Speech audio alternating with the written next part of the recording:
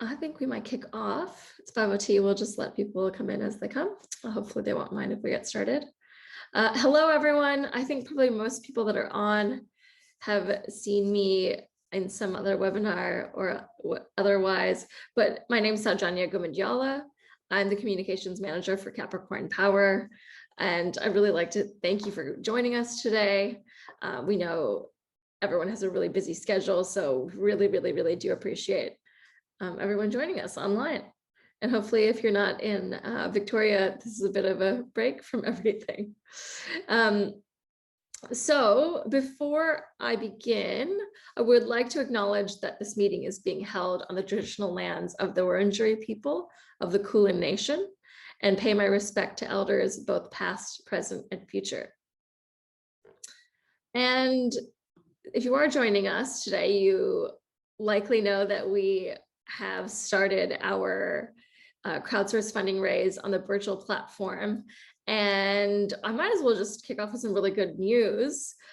So we launched our private investment round on Tuesday to anyone who had actually expressed interest to invest during that EOI campaign. And just today we hit our minimum funding target of $300,000. So there's just under 48 hours after we launched, which was terrific, from just over 180 investors, which thank you if any of those people are you. We really appreciate the support early on. And to kind of get into that, if you are joining us because you're wondering, a bit more about why we're actually having this raise around this time, I have Capricorn CEO Mike Hodgkinson with us. Hi, Mike. How are you? Hello, everyone. Yeah. So he is actually going to give us a bit of a presentation on why Capricorn Power is raising funds this round. So we'll talk a little bit of short and long-term goals that we have. And again, our special guest with us today is CEO of Impact Solar, Trevor Powell. Hi, Trevor. Thanks for joining us.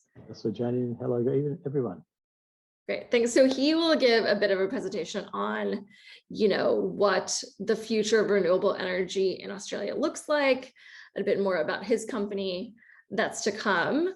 But I might as well get a little bit of housekeeping out of the way. So if you do have questions, which I suspect you will have some if you're attending, you can use the chat function or the Q&A. And after both presentations, I will be asking Mike or Trevor those questions for you. And we'll get to as many as possible. I know we probably don't want to keep anyone too long for dinner, but we might as well kick off with Mike. Mike has a bit of a presentation and we'll just share his screens.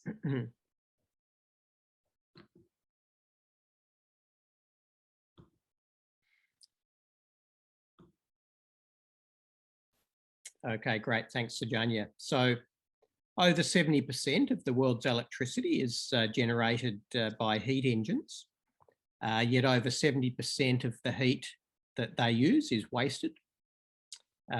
And as we've thought for a long time, this is a highly wasteful, centralised model that's based on economies of scale. And it wastes not just the heat, which costs trillions of dollars to generate, but also enormous amounts of water, which is also a precious commodity. So imagine instead a heat engine that is so efficient that it's commercial as a proposition for every community. A heat engine next to the source of the waste or the waste heat. And of course, I include heat from the sun as being wasted in that. And as well as being close to that energy source, being close to industry to provide their heat and power. And of course, that's our vision, a vision that gives you the opportunity to help us do good business and to enjoy great investor returns as well. So Capricorn Power is a clean energy company developing bioenergy projects and the heat engine, and shortly also solar projects. And we do this to help government like the City of Greater Geelong and local businesses and industries solve waste disposal problems and energy problems sustainably. Our vision is for sustainable heat and power in every community. Our unfair advantage is the Barton heat engine, which generates electricity at up to 3 times the efficiency of current alternatives. And that means that we can tap into a vast array of local waste and waste heat, including wasted energy from the sun, the largest source of energy on the planet. So, despite the challenging circumstances of COVID-19, we're now in the commissioning phase of the Barton heat engine, which has gone extremely well. And we're into the second of 5 phases, and we're aiming to complete those phases by the end of the month. And so that's going really well with no surprises. Our sponsor AMGC have agreed in principle to a demonstration day, which we'll hold and invite people to in North Geelong in August. The key advantage of the air compressor base that we've chosen, that you can see in the background here, is that in addition to the system being modular, it will also scale up mechanically very quickly. And we've identified significant customer demand for the higher capacity models. So this commissioning event is extremely significant because it opens up customer sales and strategic partnerships and allows us to make that transition into that important next phase over the next few months. The problem we're solving is that local government and industry want to decarbonise. Households are well catered for with 10 or even 15 kilowatts of solar PV on the roof with a battery, and that generates 12 to 18 megawatt hours per annum.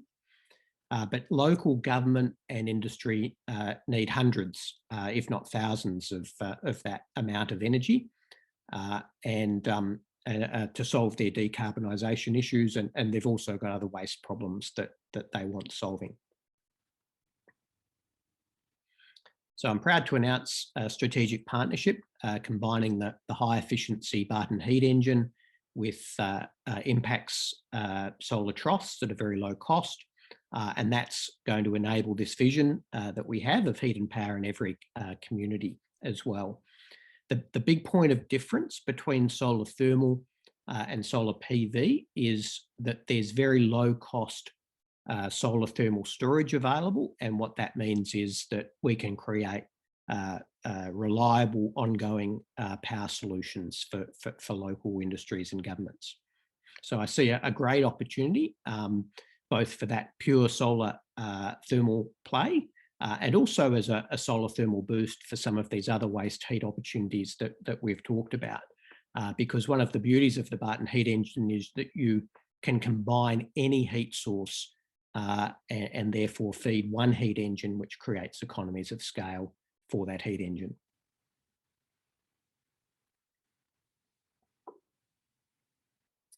So existing renewable energy solutions such as solar PV and wind don't solve these particular government and industry problems that we've talked about decarbonising. Our containerised solution operates 24/7. It's not dependent on the weather. And most importantly, it's got a very high power density. In other words, it's less than 1% of the footprint of solar PV per kilowatt hour. So we can fit next to these power and waste sort of demands. So in the same way, or an analogy to think about is that in the same way as solar PV provides power on site for households, we can provide power on site for industry and government.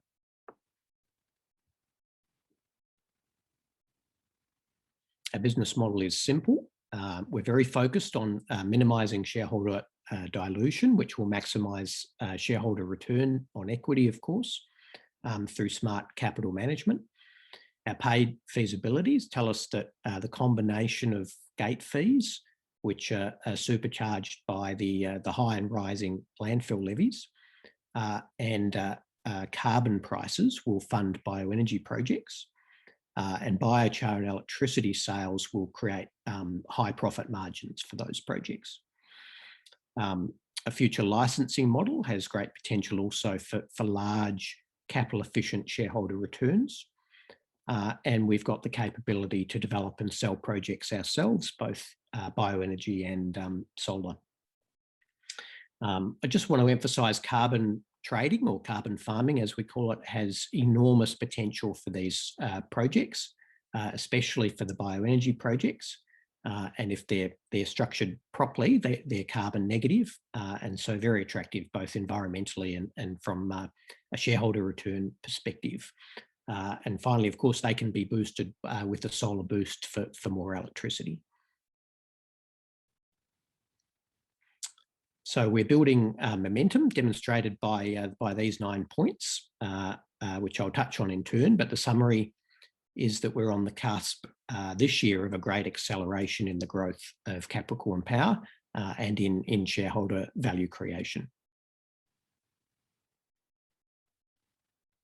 So firstly, and really importantly, we're absolutely in the right place at the right time with multiple favourable tailwinds.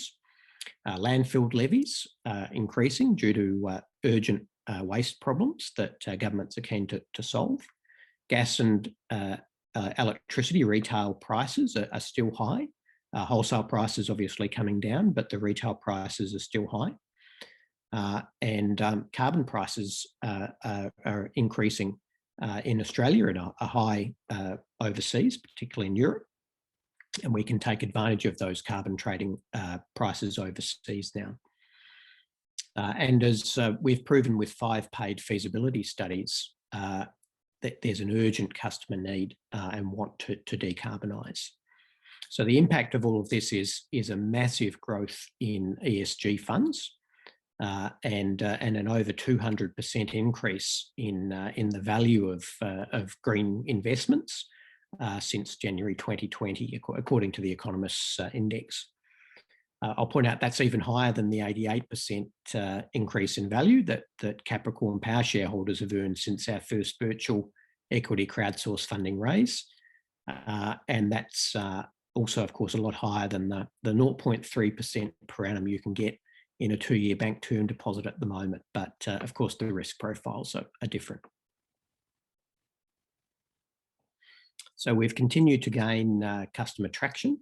And as I mentioned, we've got 5 paid feasibility studies, or 4 of those 5 are potential follow-on customers. And we've got over 10 customers and projects lined up, just waiting for the commissioning and then the financial close for those projects. So one of the most exciting is the Ostenge Bioenergy Project that's subject to council and EPA approval. And that'll be an enabler also of future bioenergy sales for us once we've proven that we can operate those. So yes, just finally, again, to emphasise, commissioning is the key enabler to turn this customer traction into sales. We're also establishing an increasing number of strategic partnerships, which of course are critical for leverage to create impact and accelerate growth. Ostenge, Run Energy and an ASX company we've spoken about before. And Trevor will talk about Impact Solar next. 3 recent announcements are around FundSquire for R&D funding, which is an important source of growth, non-dilutive shareholder capital. So that removes a constraint to future growth this year and the next. With EMPA, which is the science organisation for Switzerland, we've signed an exclusive global license to a key component that will, the actuation system, a recuperated actuation system that will give us a competitive advantage, an additional competitive advantage over potential copycats. And Ultima, we've signed both commercial and research partnerships.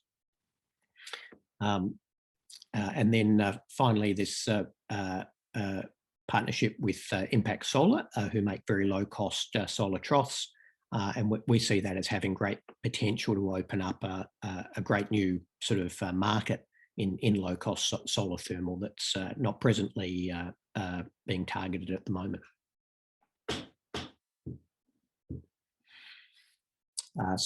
Council and EPA applications are still ongoing for this Ostend bioenergy project.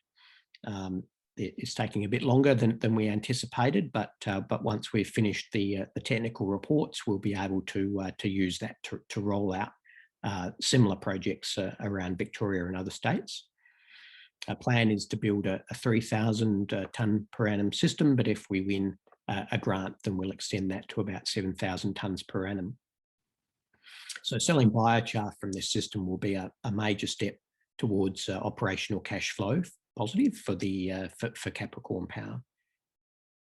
So what makes this demonstration project really exciting, though, is once we've proven that the first project, there are so many opportunities with councils around Australia with the overs waste to do similar projects.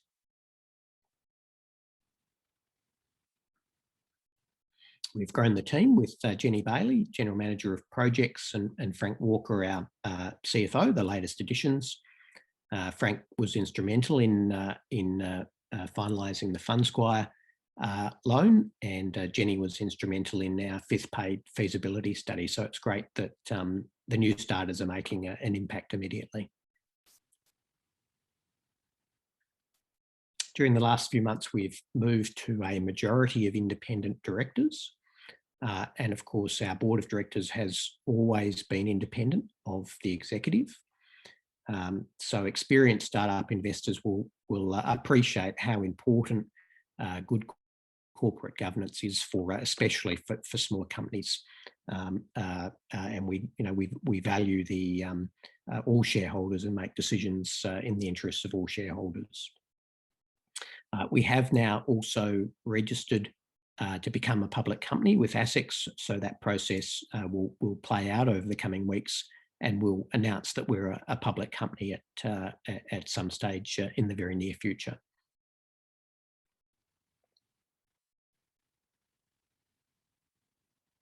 So we've got an exciting and momentous year ahead of us. First and foremost, finishing commissioning and operations will create enormous shareholder value. And is expected to lead to the start of the closure of our customer pipeline that we've built up. We've got a substantial first mover advantage with a unique, highly differentiated product in a very large and growing and profitable market that's presently uncontested. So confirming also in Q3, the CRC application that we've made would cement our global leadership position in the Barton heat engine and cement that first mover advantage. Then financial close on the Ostend bioenergy project would set us up for multiple follow-on opportunities, as I've mentioned. And to take advantage of all of this, we'll use the current raise to fund that. Both the bioenergy project, a new scaled up heat engine, and the CRC partnership that we expect to close in Q3.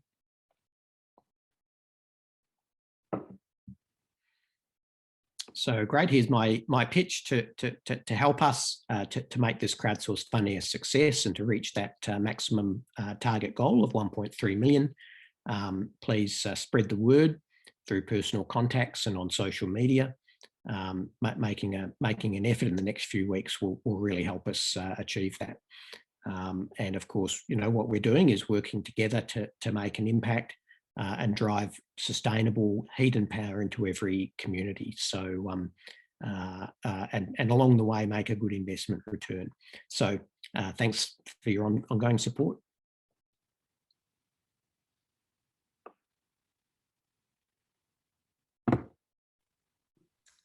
Thanks, Mike. That was great. And I see questions coming in, which is terrific. For anyone who did join late, we are going to have another presentation from Trevor now. So if you do have questions, please put them in the chat or the Q&A and we'll get to them. We'll get to as many as possible after Trevor's presentation. And again, I'd like to welcome Trevor Powell, CEO of Impact Solar. I will allow for you to share if you'd like. Indeed, I shall. And thank you, Sir Jania, and thank you, Mike. That was a terrific presentation, Mike, and it's really exciting to see so much progress that you guys have been making. Now let's just go and see if we can actually share the screen. Share screen.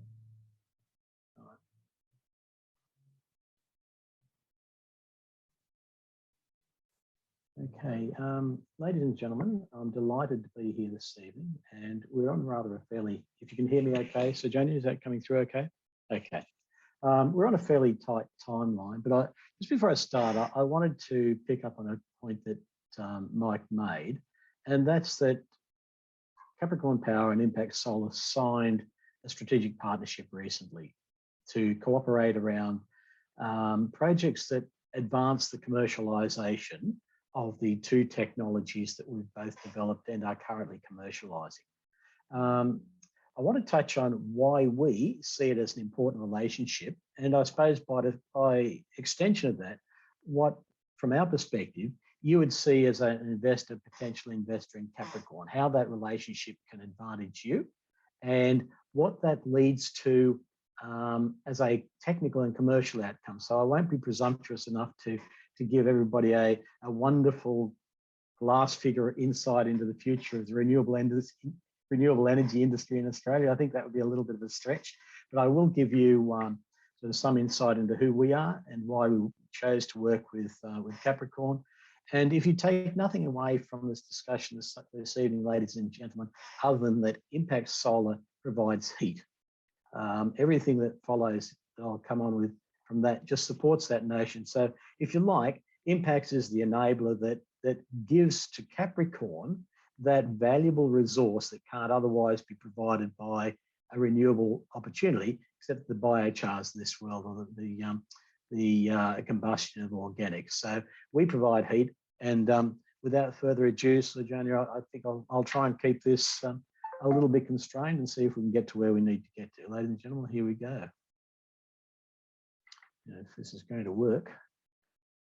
Right, so in the short time that we've got, I'd like to talk a little bit about Impact Solar. I said that I'd like to talk about the technology and why we chose to work with Capricorn. And this will be a really light touch, ladies and gentlemen. There's just not enough time to go through it in detail, so I'll just skim across a lot. And if there's any questions at the end of this presentation, please feel free to pick them up. Now, this is the problem that we're choosing to address. Long before we met with Capricorn more formally, these are the things that we wanted to address, and we understood were beginning to drive the energy economy in this country. Now, basically, a quarter of global energy use, if you can understand that, is in the form of simple heat. And what that means, if you consider all the cars and all the buses and all the trucks and all the flights and all the power that's generated to light the cities of the world at night, a full quarter of that amount of energy is consumed by industry. And most of it is simply to boil water, to process heat and steam. And we saw that was a market that we wanted to address. And until now, believe it or not, there's no, and I'm sure Mike would support this, there hasn't been a renewable energy solution to that demand that was in any way affordable. And we approached it from the perspective of, well, what's out there and what can we do to address that opportunity with reasonably solid and robust and affordable technologies. So this is the problem from the customer perspective that we're choosing to address. And specifically, we focus on agribusiness and industry. That's our key market, and I'll come back to that a little bit later and why that's significant to us. Now, the problems that these sort of issues present to industry are threefold, we said. That it's pressure on margin, it's the increasing demand for environmental sustainability, and that, quite frankly, there are no existing solutions that actually meet or are able to satisfy that demand. And why pressure on margin? From the point of view of the operator, there are ongoing and increasing energy price rises and operating costs. And the federal government, according to the federal government, and Mike, I noticed in your presentation, there's the graph that all of us have seen. Energy price rises over the last 10 years, last 15 years in this country have been enormous. And I think every householder knows that, as well as every small business. The price of gas, the price of electricity have basically doubled and tripled in the last 10 to 15 years. So not only is it compounded by increasing costs, there's volatility in that market. And what that means to the small industry practitioner is that there's no certainty around their price point. There's no certainty for those companies that are embarking in the export market. There's no certainty for manufacturers in the Australian market. That volatility affects not only their operational performance today, but it affects their long-term ability to forecast revenue beyond the boundaries of Australia. Global competition is obviously a big one. We're becoming more and more globalised. And the thing that drives all of this, I think, is a realisation it's probably time to do something about climate change and what that means in terms of those businesses maintaining their environmental credentials in the marketplace. And later on, I'll address where our particular market focus is. But broadly, we see that industry is being faced with an increasing demand from consumers to address that corporate responsibility for environmental best practice. I said that this is the nub of the problem. There isn't an existing, until we came along, there wasn't an existing environmental solution that actually satisfied that demand. So this is a little bit about us. What does it impacts do? We started with this proposition that it was no use attacking this from the perspective of being an academic exercise. If it's not a financially viable solution, ladies and gentlemen, it's not a solution. Industry and consumers are all interested in the bottom line. Does it save money or not? We can all pretend that we can all say that we're particularly interested in the environmental part of it, but industry's objective is to reduce cost. And to reduce costs at the same time that you're able to reduce emissions is a really key objective for any business, I'm sure. Industry specifically has requirements. If we think of markets like abattoirs or manufacturers, process companies, their energy requirements are more broad than simply electricity to light the office doors. They're using steam, they're using heat, they're using water, they've got thermal requirements for cooling, as well as electricity, that you really can't satisfy by putting a couple of photovoltaic panels on a rooftop. We don't have the time to address what this means at present, but combined heat and power is the ability to bring these technologies together, or these energy usages, so that you're capturing and scavenging waste heat that otherwise would be lost to the environment. And Mike can talk far more elegantly than I can about some of the advantages that the Barden heat engine has in recuperating those energies that are otherwise lost to the environment. Now, ladies and gentlemen, this is where Impex chose to address its primary market. It might seem a little bit odd at first pass, but if you think that Australia is a net exporter of beef products and high value green produce to the world, it begins to make sense, because these particular industries have a huge demand and a huge annual energy demand, that they in fact spend more than $1 billion per annum simply to provide energy to power their abattoirs and their beef feedlots. An extraordinary amount of money, and that represents a figure of more than $8 billion is spent annually throughout the country simply on providing energy. And in fact, the outfall of that is that that's where, at the same time, the majority of the environmental emissions actually occur. So this is what we do. I spoke earlier, and Mike actually spoke about concentrated solar thermal energy. And I suspect this one or two of you have no idea what we're talking about, so forgive me, please. I'll try and elaborate a little. Broadly, solar is about heat. Solar thermal is about heat. So very quickly, there's half a dozen, there's 3 or 4 different technologies that are available. All of them basically do one thing. It's a large field of mirrors that track the sun as the sun moves across the sky. And the sunlight is reflected off that mirror surface onto a receiver at some place, so that you can generate very high temperatures, effectively, if you will, like an oversized magnifying glass. And with that, you can drive all those solar processes that I spoke about earlier about creating steam or driving steam turbines and such like. It differs from photovoltaics, which are about converting light energy into electricity using semiconductors. So ours, if you like, is a mechanical solution as opposed to simplistically PV's an electronic solution. These are impact solar collectors.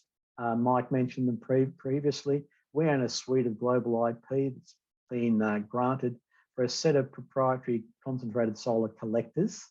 Again, those which track the sun, that generate what we choose to call green heat at temperatures all the way up to 400 degrees C. So it's the solar thermal analog of a coal-fired power plant.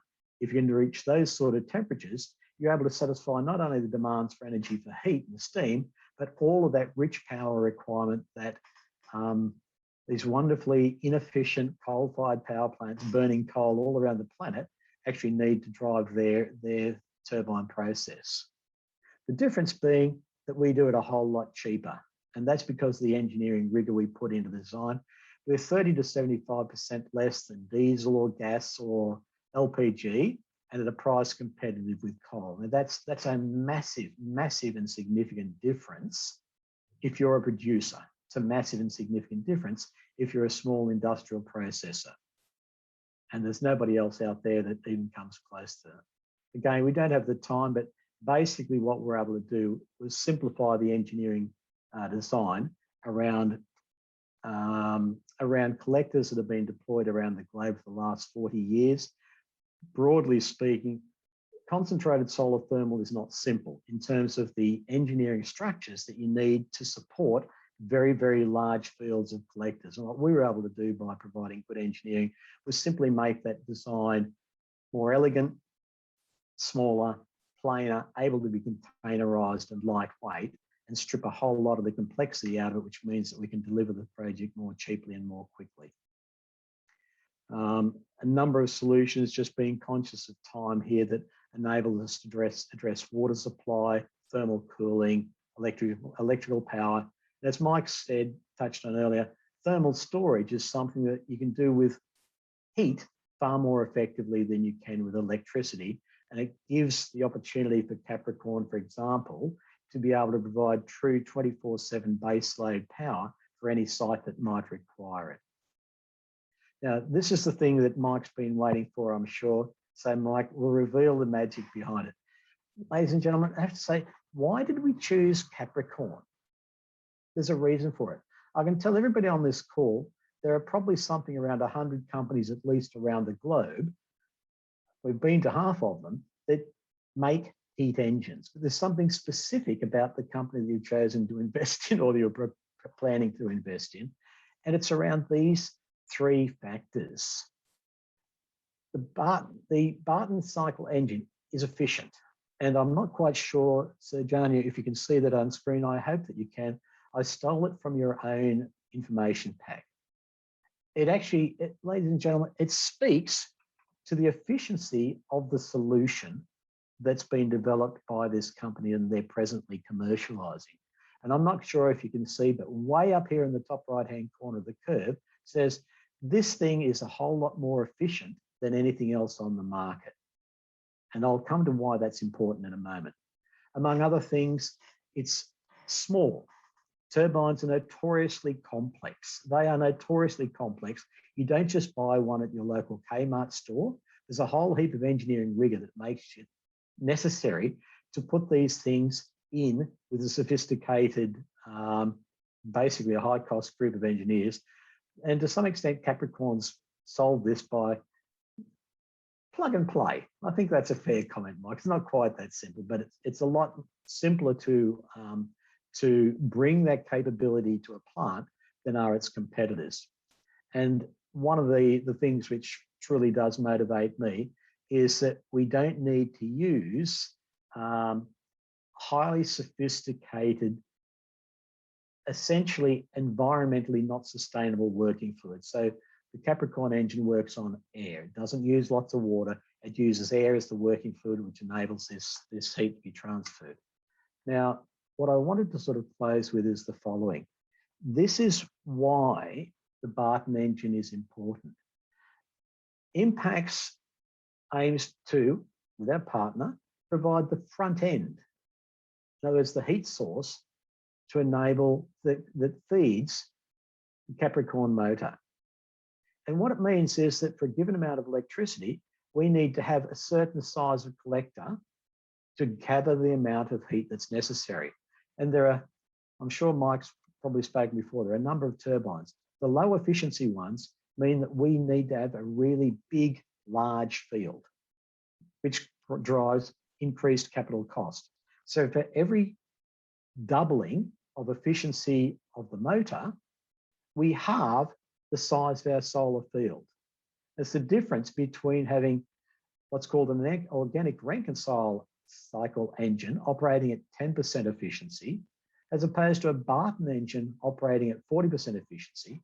It means for us that the size of the solar field is literally 25%, 1/4. So the cost component of what drives that electricity that's generated on the site is effectively 1/4. And that's just a massive, massive reduction in cost that enables us to achieve better economic outcomes for everybody. And so, Joni, I think we better close there. This is us. There's our contact details. If we had the chance later, I'd love to talk a little bit about sort of some of the philosophy that both companies are working towards about supporting endeavours to address climate change. But without further, I'll finish off and thank you for the opportunity to speak with you. How do I stop sharing? Thanks, Trevor. That was great. Thanks, Trevor. I'll have to steal that last slide of yours. That was last slide. Yeah. I knew you'd say that, mate. I knew that. So that tiny little graph that Trevor shared of ours, we can share with everyone if everyone's wondering. That's an index that we use usually. So I can send that out with the recording as well. So I think we might as well just get into the questions. So the first one is, even with a small amount of shares we've decided to purchase, I'm hoping that we can see a dividend once this is up and running. I think less of a question. I'll answer that question. So Capricorn Power is a small but fast-growing company, and we would expect that there'll be many years, decades, in fact, of growth ahead of us. So it's unlikely that we would be announcing dividends anytime soon, because we will need the capital for growth. There are other opportunities, though, to create something similar to dividends. You'd be able to do partial sell downs of your stake in Capricorn Power over time. And just on that note, by the end of the year, we expect to have some limited trading available through a low volume trading system that we set up. There'll be more about that in the coming months after we've had it confirmed that we'll become a public company. And then in a 2 to 4 year time frame, we would expect to list on a stock exchange like the ASX. And our next question is, at which point do you anticipate commercial realization of the heat engine to generate revenues, and what level of revenues are reflected in your current partnerships? Yes, great question. The answer is that at our current sort of operating overhead cash burn rate, we would expect next financial year to move into a break-even cash flow operating break-even type situation. However, the challenge that our board will be thinking about having to resolve is we'll need to think about the potential for growth, and if we decide that that there is a great growth potential, that might require us to increase our present operating cash burn. So there's a balancing act that does make it difficult for small, fast-growing companies in terms of preparing for growth, which would increase our cash burn versus obviously getting to that all-important operating cash flow positive as quickly as possible. Great. And our next question is, when do you expect to be cash flow positive? Oh, sorry, that was the question I Right. I had read and answered. They're Right. related, obviously, around the expected revenues. So, yeah. But you know, I expend. So actually, does anyone, I was wondering, oh, here we go.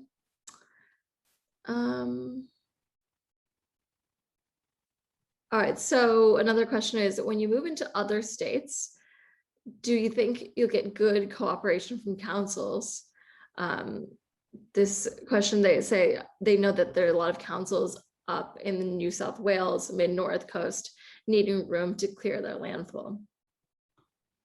Yes, so the overs problem of the city of Greater Geelong is a problem that virtually every council in Australia has that they want solved, and at the same time their decarbonisation goals.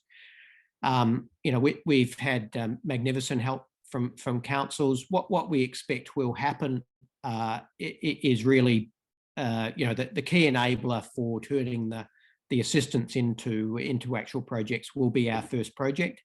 The first project's always the hardest, but once you've got the actual demonstration of what you said will happening, then we think every council in Australia will want one. So and you know, and that's right. We expect actually the bulk of them will be very keen to get us to help them solve their problem. Great. If we just wondering if anyone has any additional questions for Trevor or Mike.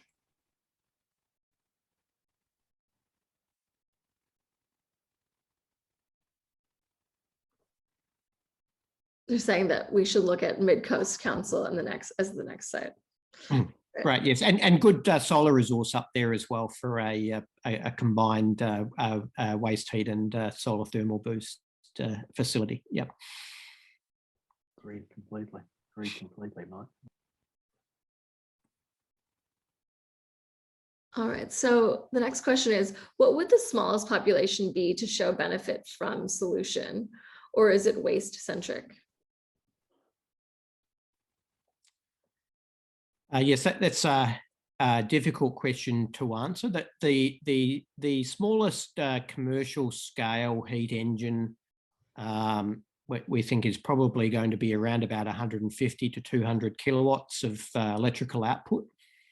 And you know, every reasonable sized community will have a combination of well, clearly if they've got good solar resource, they'll be able to provide that amount of heat.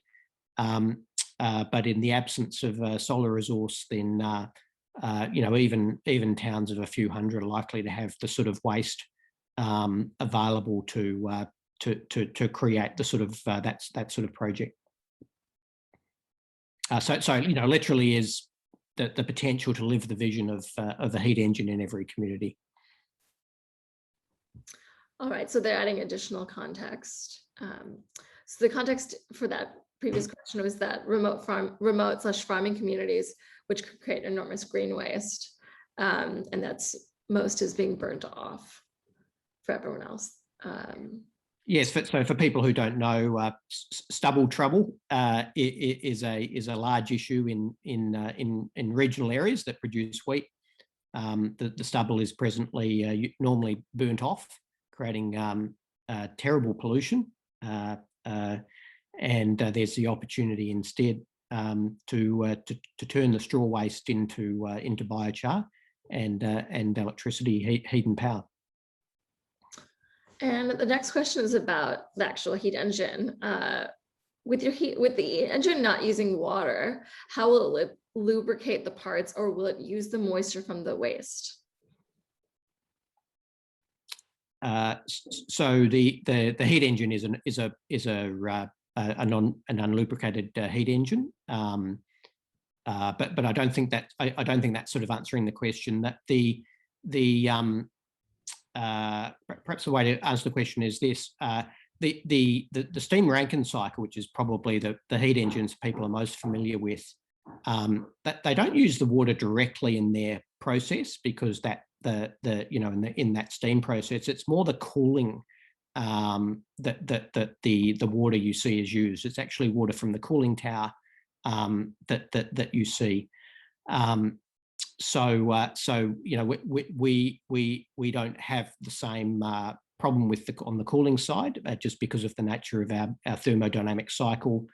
We're able to air cool the sort of what's left of the heat at the end of our process. So it's just, I guess, the nature of our thermodynamic process that means we don't need the water.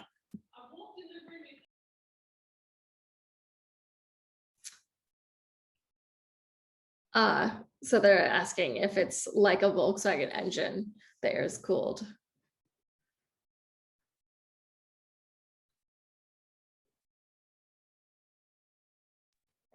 Sorry, I'm not familiar with the Volkswagen engine. All right. So I think, unless anyone else has, oh, we have one more question. What is the expected timing in being able to moderately efficiently manufacture the Capricorn Power heat engine? Do you anticipate having to go through several design revisions before being able to go into moderate level of manufacturer protection? So there are extremely large economies of scale for our heat engine. I mentioned we expect the minimum viable heat engine commercially is likely to be in the 150 to 200 kilowatt range. We're able to what I would call mechanically scale to that fairly readily, and that would be our intention for the next heat engine. We'd also be able to mechanically scale to a multiple of that, still in the container, and it's really just a customer and capital constraint that would stop us doing that immediately. And so it'll be an interesting next sort of 3 to 6 months. If we can obtain that sort of opportunity, then we'll be able to deliver on that straight away. So at the moment, obviously, it's a batch type operation for manufacturing, and we're able to sustain that cost effectively, really up to sort of 10 or a dozen units a year. But then obviously we'll need to have planned ahead for larger scale production and moving to a more continuous manufacturing operation. Great. And I think we might just take one, maybe 2 more questions so everyone can get to dinner if they need to. So someone's wondering, where does this solution fit in with recent large scale solar projects planned? Is there complementary opportunity with these large projects, e.g. the ASEAN sun cable? Did you want to have a go at that one, Trevor? Yeah, I was going to say, Mike, thank you. I think that's from Peter. No, it's from James.